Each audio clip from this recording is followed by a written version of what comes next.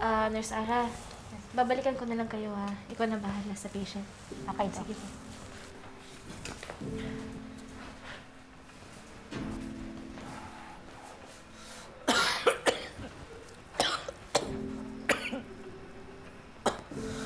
Wala ko kayong magiging say dahil hindi kayo medical professional.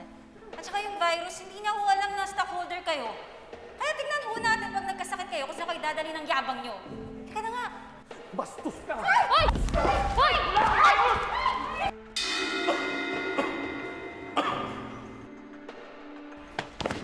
Kung hindi ka naman makakatulong sa problema, eh huwag ka nang dumagdag. Nilalagay na nga namin yung buhay namin sa panganib eh.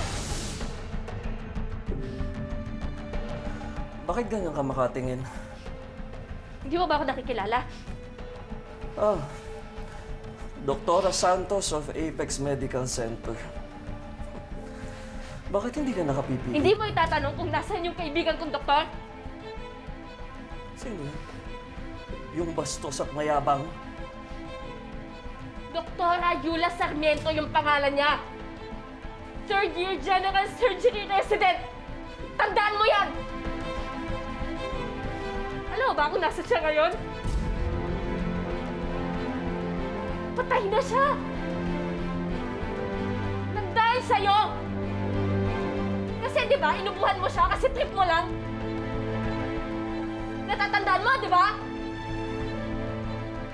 Sumagot ka!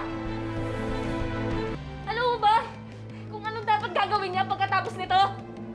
Ikakasal na dapat siya! Dapat pupunta na siya ng Canada tapos kikitain niya yung nanay niya doon!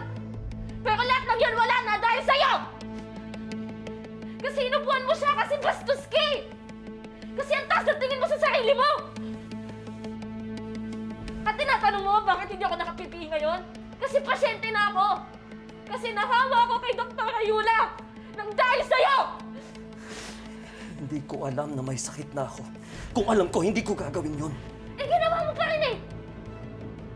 Ginawa mo pa rin at ngayon may namatay na doktor na sana tumutulong sa maraming pasyente!